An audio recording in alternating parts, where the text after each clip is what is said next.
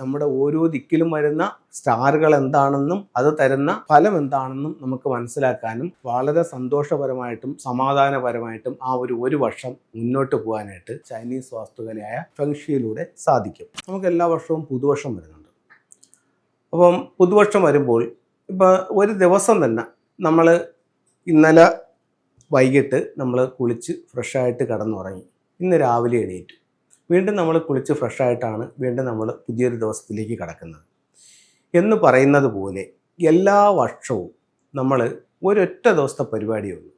ആ വർഷം വീട്ടിൻ്റെ ഓരോ ദിക്കിലും വന്നിരിക്കുന്ന ആനുവൽ സ്റ്റാർ നമ്പറുകൾ ഏതാണ്, അത് നമ്മളെ ഏത് രീതിയിൽ സ്വാധീനം ചെയ്യുന്നു, അതിൽ ഗുണമുള്ളത് ഏത്, ദോഷമുള്ളത് ഏത്, അതിനെ നമുക്ക് എങ്ങനെ ഒഴിവാക്കാം എന്നുള്ള ഒരു ഇത് കണ്ടുപിടിച്ചിട്ട് അതനുസരിച്ച് നിങ്ങൾ ആ വീടൊന്ന് കറക്റ്റ് ചെയ്ത് നോക്കിയാണ് വളരെ സന്തോഷപരമായിട്ടും സമാധാനപരമായിട്ടും ആ ഒരു വർഷം മുന്നോട്ട് പോകാനായിട്ട് ഫെങ്ഷിയിലൂടെ സാധിക്കും.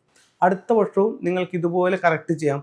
അപ്പോൾ നേരത്തെ കൂട്ടി നമ്മുടെ ഓരോ ദിക്കിലും വരുന്ന സ്റ്റാറുകൾ എന്താണെന്നും അത് തരുന്ന ഫലം എന്താണെന്നും നമുക്ക് മനസ്സിലാക്കാനും അതിനുള്ള പരിഹാരങ്ങൾ ചെയ്യാനും ചൈനീസ് വാസ്തുകലയായ ഫെങ്ഷിയിലൂടെ സാധിക്കും.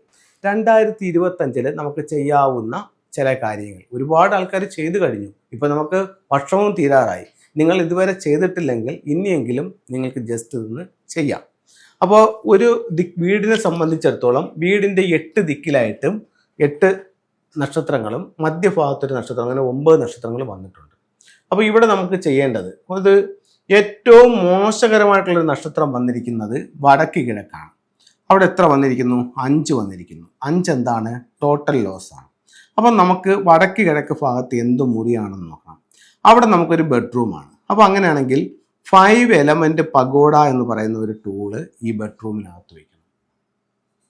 എന്നിട്ട് ഇതിനകത്ത് red, orange, pink, yellow, brown, green എന്നീ നിറങ്ങൾ ഒഴിവാക്കണം എന്ന് പറഞ്ഞാൽ ബെഡ്ഷീറ്റ്, കർട്ടൻ, മാറ്റ് എന്നിവ ഈ നിറങ്ങൾ ഒഴിവാക്കണം. അപ്പോൾ ആ 5ന്റെ ദോഷങ്ങളെ കുറയ്ക്കാനുള്ള കാര്യം നമ്മളവിടെ ചെയ്തു കഴിഞ്ഞു. അടുത്തത് ഈസ്റ്റിലേക്ക് പോകുന്നു. ഈസ്റ്റിൽ നമുക്ക് പ്രധാന ഡോറുണ്ടോ, അല്ലെങ്കിൽ ഈസ്റ്റിൽ നമുക്ക് ബെഡ്റൂം ആണോ എന്ന് നോക്കണം. പ്രധാന ഡോർ ഉണ്ടെന്നുണ്ടെങ്കിൽ, കിഴക്ക് ഭാഗത്താണ് നമ്മുടെ പ്രധാന ഡോർ എന്നുണ്ടെങ്കിൽ, ഇവിടെ 9 എന്ന് പറയുന്ന സമ്പത്തിൻ്റെ സ്റ്റാർ വന്നിട്ടുണ്ട്. ഇവിടെ നമുക്കൊരു വെൽത്ത് സിംബൽസ് വയ്ക്കാം. കുറേ ചൈനീസ് നാണയങ്ങൾ, അതുപോലെ തന്നെ ഇൻഗോട്ട്, അതുപോലെ സെറ്റിൻ്റെ സ്റ്റോൺ, നമ്മുടെ നാണയങ്ങൾ, അങ്ങനെ എല്ലാം കൂടെ ഇട്ട് ഒരു വെൽത്ത് സെറ്റായിട്ട് നമുക്കിവിടെ സൂക്ഷിക്കാം. അല്ലെങ്കിൽ നമുക്ക് എന്ത് ചെയ്യാം, ഇവിടെ ഒരു ലക്കി ബാമ്പ് വെച്ച് കൊടുക്കാം. ഈ 45 ഡിഗ്രിക്ക് അകത്തായിരിക്കണം. ഇവിടെ ഒരു ലക്കി ബാമ്പുവിൻ്റെ ഒരു ബണ്ടിൽ വാങ്ങിച്ചിട്ട് നമുക്കിവിടെ കിഴക്ക് ഭാഗത്ത് സൂക്ഷിക്കാം. അതുമല്ലെങ്കിൽ നമുക്ക് എന്ത് ചെയ്യാം, ഇവിടെ ഒരു അക്വേറിയം വയ്ക്കാം. അക്വേറിയം അല്ലെങ്കിൽ എന്താണ്, ഫൗണ്ടൻ, ഇതിവിടെ വയ്ക്കാം. അപ്പം ഈ രീതിയിൽ നമുക്ക് കിഴക്കിനെ ആക്ടിവേറ്റ് ചെയ്യാം. കിഴക്കിനെ ആക്ടിവേഷൻ ചെയ്യുമ്പോൾ എന്താണ് ഫലം? അവിടെ നിൽക്കുന്ന സ്റ്റാർ 9 ആണ്. 9 ആരാണ്? ഈ 9th പീരീഡിൽ 9 വെൽത്ത് സ്റ്റാർ ആണ്. അപ്പോൾ ഇദ്ദേഹത്തിന് ഒരുപാട് ഗുണങ്ങൾ വന്നിട്ടുണ്ട്. അടുത്ത 18 കൊല്ലം ഇദ്ദേഹമാണ് സൂപ്പർ സ്റ്റാർ. അപ്പോൾ ഇവിടെ സമ്പത്തുണ്ടാവും. ഇത് ബെഡ്റൂം ആണെങ്കിൽ ഈ പറയുന്ന പ്ലാന്റോ ഈ പറയുന്ന അക്വേറിയമോ ഫൗണ്ടനോ പാടില്ല, വെൽത്ത് വൈസ് വയ്ക്കാം. ക്ലിയർ ആയല്ലോ? ആ രീതിയിൽ നമുക്ക് കിഴക്കിനെ എൻഹാൻസ് ചെയ്യാം. അടുത്ത ദിക്കിലേക്ക് പോകുന്നു. ഇവിടെ 1 ആണ്. ഇവിടെ നമുക്ക് പ്രധാന ഡോർ ആണെന്നുണ്ടെങ്കിൽ ഇവിടെ നമുക്കൊരു 6 റോഡ് വിൻചെയിൻ കൊടുക്കാം. ഇത് നമുക്ക് തൊഴിൽപരമായിട്ട് ഗുണം ചെയ്യുന്ന നക്ഷത്രമാണ്. ഇവിടെ നമുക്ക് ഡ്രാഗൺ, ടർട്ടിൽ, റൂയിയുടെയും കൂടെ സ്റ്റാച്ചു വാങ്ങിച്ചു വയ്ക്കാം. അതേപോലെ തന്നെ ഇവിടെ ലിവിങ് ഏരിയ ആണെങ്കിൽ ഇവിടെ നമുക്ക് എന്ത് ചെയ്യാം, റൂയി വയ്ക്കാം, അരോന ഫിഷ് വയ്ക്കാം. അങ്ങനെ തൊഴിൽപരമായിട്ട് നേട്ടങ്ങൾ ഉണ്ടാക്കാവുന്ന സംഭവങ്ങളെല്ലാം നമുക്ക് ഈ ഭാഗത്ത് സൂക്ഷിക്കാം.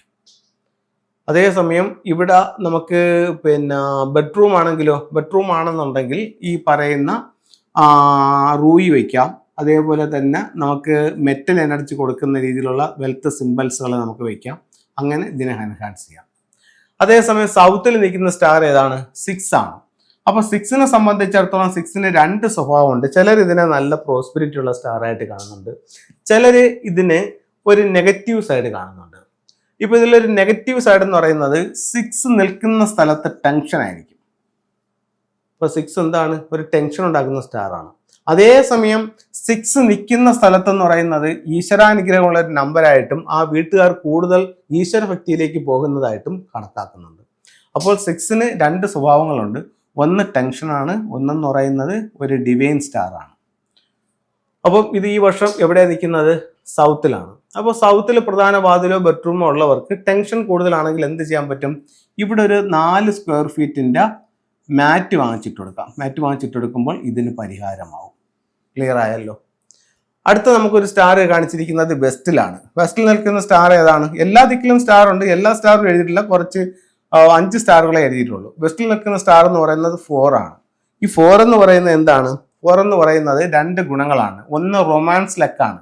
അപ്പോൾ വിവാഹം നടക്കാനുള്ള സ്ത്രീ ആയാലും പുരുഷനായാലും 2025 ഏത് ബെഡ്റൂം സെലക്ട് ചെയ്യാം? വെസ്റ്റ് ഭാഗത്തുള്ള ബെഡ്റൂം സെലക്ട് ചെയ്യാം. അവിടെ റൊമാൻസ് സ്റ്റാർ ആണ് നിൽക്കുന്നത്. അടുത്തത് നമുക്ക് മറ്റൊരു ഗുണം എന്താണ്? അത് വിദ്യാഭ്യാസത്തിന്റെ നക്ഷത്രമായിട്ടും കണക്കാക്കുന്നുണ്ട്. അപ്പോൾ വിദ്യാഭ്യാസപരമായിട്ട് മുന്നോട്ട് പോകാനായിട്ട് നമുക്ക് എന്ത് ചെയ്യാൻ പറ്റും? അവിടെ ക്രിസ്റ്റൽ ഗ്ലോബ് വയ്ക്കാം, അതുപോലെ തന്നെ പഗോഡ ടവർ വയ്ക്കാം. അപ്പം ഈ രീതിയിൽ ഓരോ സ്ഥലങ്ങളെ നമുക്ക് എൻഹാൻസ് ചെയ്യാനായിട്ട് സാധിക്കും. ഈ വാങ്ങിക്കുന്ന ടൂളുകൾ ഒരു വർഷം കൊണ്ട് കഴിയുമോ? ഇല്ല. അടുത്ത വർഷം ഈ സ്റ്റാറുകൾ മറ്റു ചില ഡയറക്ഷനിലേക്ക് വരാം. അപ്പോൾ അതനുസരിച്ചിട്ട് അവിടെ ആ ടൂളുകൾ വെച്ച് നമുക്ക് കറക്റ്റ് ചെയ്യാം. ഇപ്പം 2026 ഈ 5 എവിടെ വരും? ഇവിടെ വരും, സൗത്തിൽ വരും. അപ്പൊ നമുക്ക് ഇവിടെ ഇരിക്കുന്ന 5 എലമെന്റ് പഗോഡ എന്ത് ചെയ്യാം? ഇവിടെ കൊണ്ടുവന്ന് വെക്കാം. അപ്പം ഇത്തരത്തിൽ ഓരോ വർഷവും വരുന്ന ആനുവൽ സ്റ്റാറുകളെ ബേസ് ചെയ്തുകൊണ്ട് നമുക്ക് അതിന്റെ പരിഹാരം ചെയ്യാനായിട്ട് സാധിക്കും. ഇത് ഒരു മണ്ടേരിയൻ ഡെക്സ് ആണ്. ഇപ്പൊ നമ്മൾ 4 എന്ന് പറഞ്ഞൊരു സ്റ്റാർ ഉണ്ട്. അപ്പൊ അതൊരു റൊമാൻസിലൊക്കെയുള്ള സ്റ്റാർ ആണ്. അതിനെ എൻഹാൻസ് ചെയ്യാനായിട്ട് എന്ത് ഉപയോഗിക്കാം? ഈ മണ്ടേരിയൻ ഡെക്സ് ഉപയോഗിക്കാം. അതേ സ്ഥലത്ത് തന്നെ നമ്മൾ മറ്റൊരു ടൂള് പറഞ്ഞു. എന്താണ്? നമ്മൾ 4 പറഞ്ഞു. അവിടെ നമുക്ക് എഡ്യൂക്കേഷനാണ് താല്പര്യമെങ്കിൽ ഈ പഗോഡ ടവർ വെച്ചുകൊണ്ട് അതിനെ ആക്ടിവേഷൻ ചെയ്യാം. നമ്മുടെ ആവശ്യം എന്താണോ അതനുസരിച്ചിട്ടുള്ള ടൂളുകൾ ഉപയോഗിക്കാവുന്നതാണ്. ഇപ്പൊ നമുക്ക് ഒരുപാട് ടൂളുകളുണ്ട്. എല്ലാ ടൂളുകളും കൂടെ ഒരു ദിക്കിൽ വാങ്ങിച്ചു വയ്ക്കേണ്ട കാര്യമുണ്ടോ? ഇപ്പൊ വെൽത്തിനെ സംബന്ധിച്ചിടത്തോളം നമുക്ക് ഇവിടെ തന്നെ 3-4 ടൂൾസ് ഉണ്ട്. ഇത് ഒരു ഡ്രാഗൺ ബോട്ടാണ്, ഒരു ഷിപ്പാണ്, ഒരു വെൽത്ത് ഷിപ്പാണ്. ഇത് നമുക്ക് സൗത്ത് ഈസ്റ്റിലാണ് വെക്കുന്നത്. എന്തിനാണ്? സമ്പത്തിന് വേണ്ടിയിട്ടാണ് വെക്കുന്നത്. അതേപോലെ സൗത്ത് ഈസ്റ്റിൽ വെക്കുന്ന മറ്റൊരു ടൂളാണെന്ന് പറയുന്നത് ഈ പറയുന്ന ഡ്രാഗൺ ബോട്ടാണ്. അപ്പോൾ ഇത് രണ്ടും കൂടെ ഒരു സ്ഥലത്ത് വെക്കേണ്ട കാര്യമുണ്ടോ? ഇല്ല, ഒരെണ്ണം വെച്ചാൽ മതി. ഇത് ഏറ്റവും പവർഫുൾ ആയിട്ടുള്ള ഒരു ബുദ്ധയാണ്. ഇതിനെ ട്രാവലിംഗ് ബുദ്ധ എന്നാണ് പറയുന്നത്. ഇത് നമുക്ക് ഒരുപാട് പ്രോസ്പെരിറ്റി തരുന്നതാണ്. അപ്പോൾ ഇത് നമുക്ക് സ്വീകരണ മുറിയിൽ വാങ്ങിച്ച് വീട്ടിനുള്ളിലേക്ക് നോക്കി വെക്കാവുന്നതാണ്. അപ്പോൾ ഇത്തരത്തിലുള്ള ഓരോ ടൂളുകളും നമ്മുടെ ജീവിതത്തിൽ ഒരുപാട് മാറ്റങ്ങൾ ഉണ്ടാക്കി തരാനായിട്ട് നമ്മളെ സഹായിക്കുന്നതാണ്. എല്ലാവർക്കും എല്ലാ ഐശ്വര്യങ്ങളും ഉണ്ടാവട്ടെ എന്ന് പ്രാർത്ഥിച്ചുകൊണ്ട് നിർത്തുന്നു. നന്ദി, നമസ്തേ.